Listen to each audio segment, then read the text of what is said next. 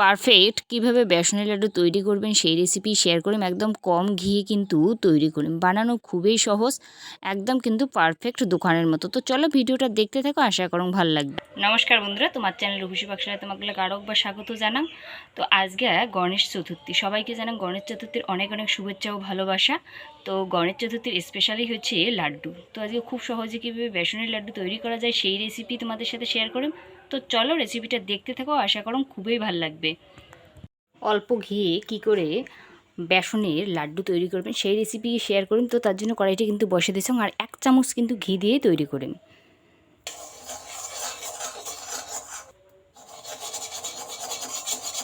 ঘিটা কিন্তু 1 চামচই দিছ, ঘিটা একটু গলেনি।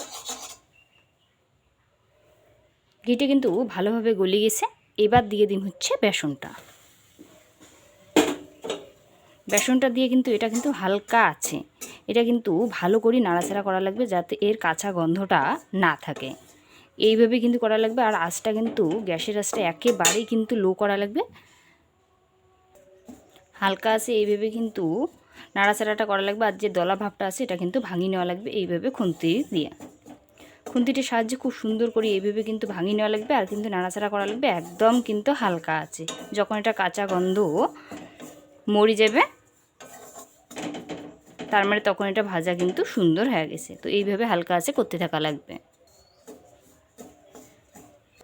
যখন এর থেকে একটা সুন্দর গন্ধ বাড়বে, যেহেতু ঘি আছে, তখন কিন্তু এটা ভাজা তার মানে একেবারেই রেডি।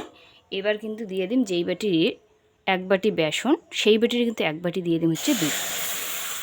দিয়ে এটা কিন্তু এইভাবে নাড়তে থাকা লাগবে। এটি কিন্তু দেখো দেওয়ার সাথে সাথে কিন্তু দুধটা কিন্তু টানি নিল, বেসনটা একদম কিন্তু একটু দলা দলা ভাব হল। এই টাইমে কিন্তু দেওয়া লাগবে 1 বাটি কিন্তু চিনি দিয়ে এটা কিন্তু ভালোভাবে এইভাবে কিন্তু নাড়তে থাকা লাগবে। চিনিটার থাকে যেহেতু জল বাড়বে গললে, তো এইভাবে কিন্তু নাড়তে থাকা লাগবে।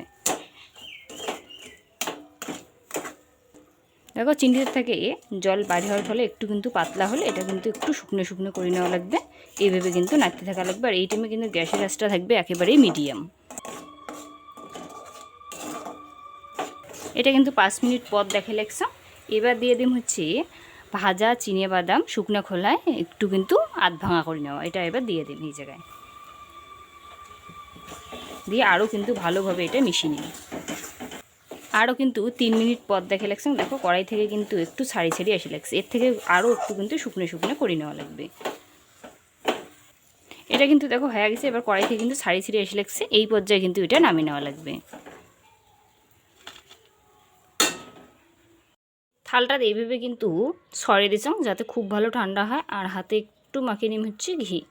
তো এটা কিন্তু ঠান্ডা হয়ে গেছে 10 মিনিটে, খুব ভালো ঠান্ডা হয়ে গেছে। এর থেকে কিন্তু কিছুটা অংশ নিয়ে এইভাবে কিন্তু গোল বলের মতো তৈরি করা লাগবে, মানে লাড্ডুর শেপ দেওয়া লাগবে। তাহলেই কিন্তু দারুণ স্বাদের লাড্ডুটা একেবারেই রেডি।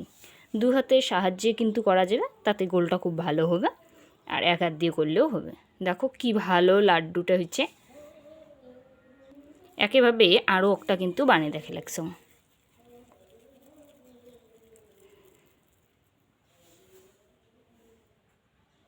সবগুলো লাড্ডুই কিন্তু একইভাবে এইভাবে তৈরি করে নিন। বেসনের লাড্ডুগুলো কিন্তু একেবারেই রেডি। একটু কিন্তু তার উপরে দিয়ে দিন চিনে বাদামের গুঁড়া, তাহলে কিন্তু দেখতে বেশ একটু সুন্দর লাগবে। শুকনো কলায় ভাজে একটু আধ ভাঙা করে নিয়ে নিলাম। দারুণ স্বাদের কিন্তু এই লাড্ডুটা একেবারেই রেডি। দেখো 1 বাটি কিন্তু বেসনের এই 6টা লাড্ডু হচ্ছে। দেখতে দেখো জাস্ট অসাধারণ হয়েছে, খাইতেও কিন্তু এটা খুব সুন্দর হয়। ঘি কম দিয়ে কিন্তু খুব সহজেই তৈরি করা যায়। সেটা তো দেখলেনই বানানো কতটা সহজ, আর খাইতে কিন্তু জাস্ট অসাধারণ লাগে। অবশ্যই একবার ট্রাই করবেন আর জানবার কিন্তু ভুলবেন না যে এটা কেমন হয়েছে। আর এতক্ষণ রেসিপিটা দেখার জন্য সত্যিই অনেক অনেক ধন্যবাদ। যদি ভালো লাগে অবশ্যই লাইক কমেন্ট শেয়ার করে ভুলবেন না। আর যদি এই চ্যানেলের নতুন দর্শক হয়ে থাকেন চ্যানেলটা অবশ্যই সাবস্ক্রাইব করে দেবেন এরকমই নিত্য নতুন আর সহজ রান্নাগুলো পাওয়ার জন্য। তো টাটা, সবাই সুস্থ থাকবেন, ভালো থাকবেন। নেক্সট ভিডিও কিন্তু আবার দেখা হবে এরকমই চটজলদি আর সুস্বাদু খাবারের রেসিপি নিয়ে।